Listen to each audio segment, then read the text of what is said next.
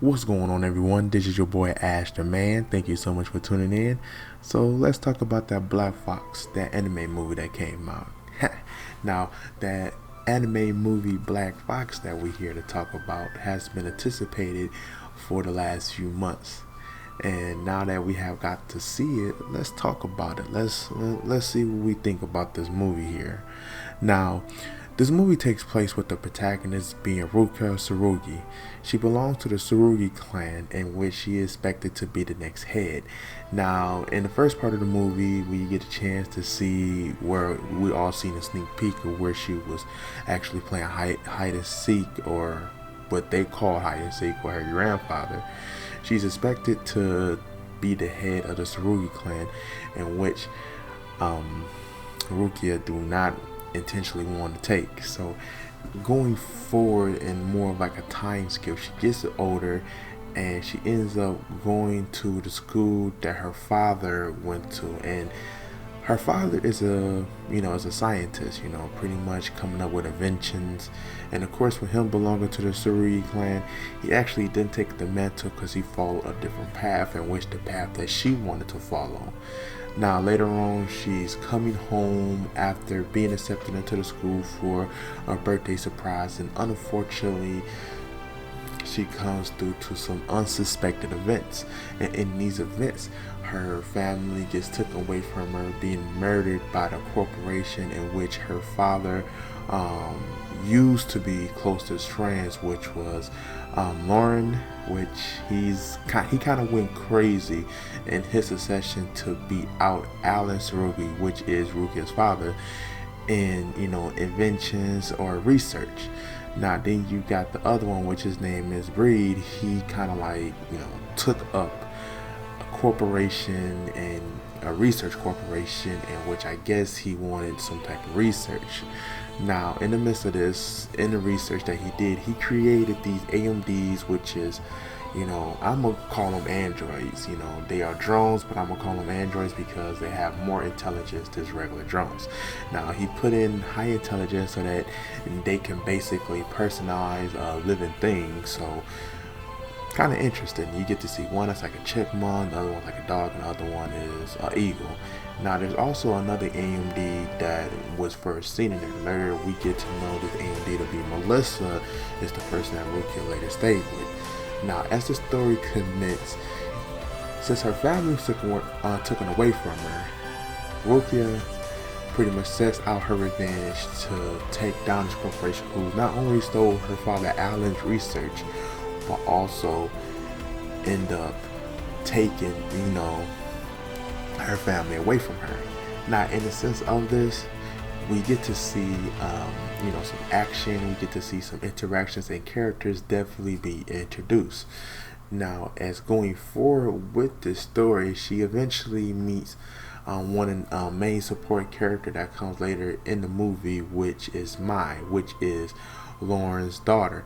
Now, if you see this movie from the get-go, seeing how Lauren and her father relationship is, Lauren basically abused his daughter in emotional standpoint. And what I mean emotional is because Mai is basically looking for that father and daughter relationship really deep, and he uses that to conduct research on her, which it seems like some type of psychic research, because you see her levitating, you see her using magical force fields and things like that. And later on, her father does get that, due to the research that he is researching on her, in which they go in all out about. So that's how her character is introduced. But and later on, they end up overcoming certain odds, and Rukia and Mai become friends.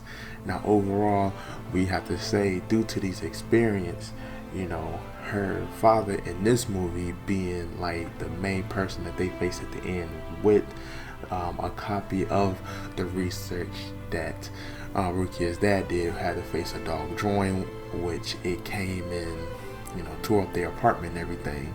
But however, we get hints towards the end that, the main person that we should be looking for is Bree, which he is, a part of the Brad Corporation, in which in Brad City.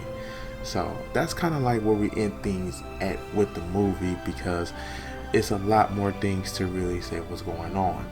But let's dissect this review, and then we'll come back to some other information. But to dissect this review, let's say like this: character development. Character development started off pretty good, and the reason I say pretty good is because not every character was really in depth to go behind in the backgrounds of going on. Like, we don't even know like what transpired between Alan Sarugi and Lauren and Reed. We just know that we seen a picture with them, and I guess this was in their college days. But with this anime movie BlackFox being more than just one movie, I'm pretty sure they're going to come out with a few more. We can expect more development on that. But for what the first movie offered, character development was pretty good. Can't go wrong there. As the story goes, the story is very interesting also, because the story pretty much not only just deals with a ninja family, but also the research science that her father was in. It's implements for multiple things, and that's what we have to take for what it is.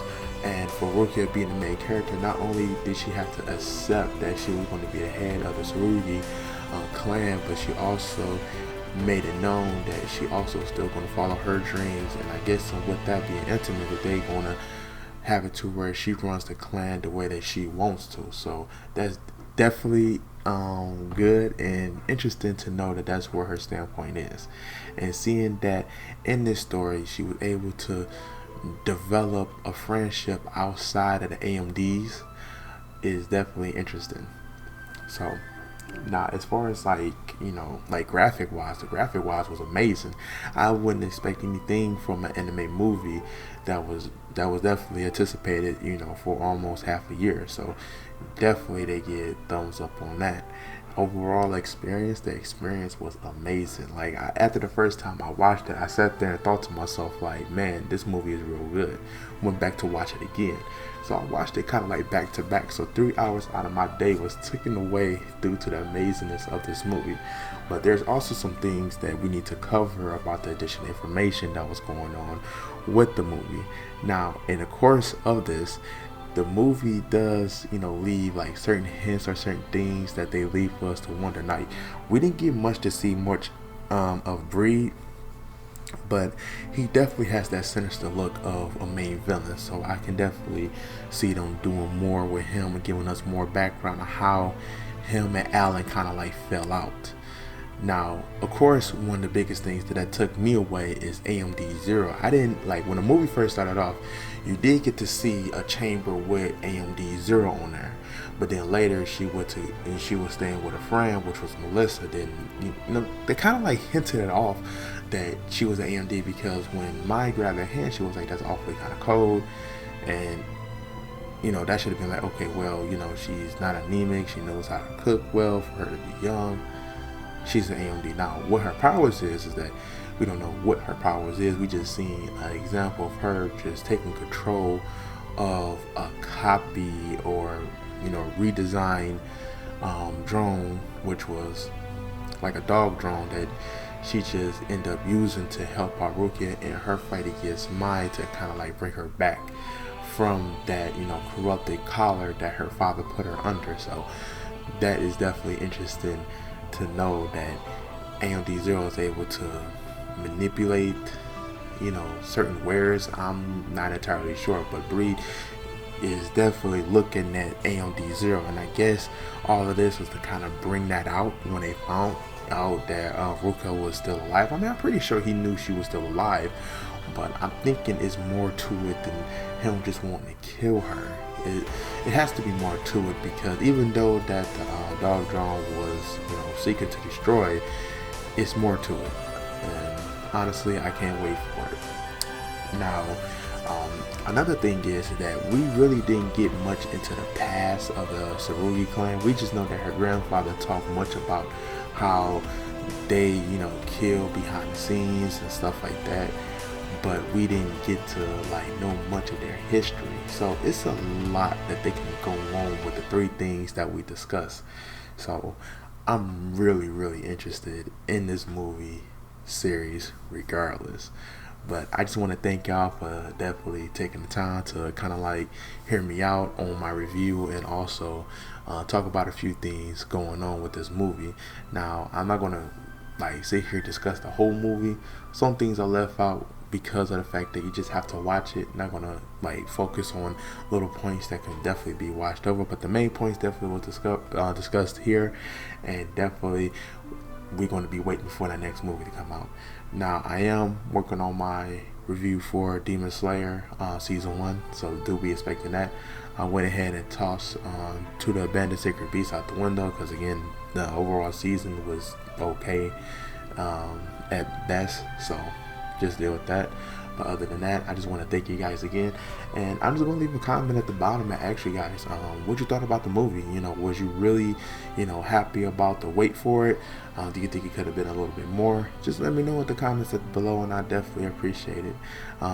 Subscribe to the channel and hit that notification button. Definitely appreciate that too. Other than that, AshTheMan is out. Peace.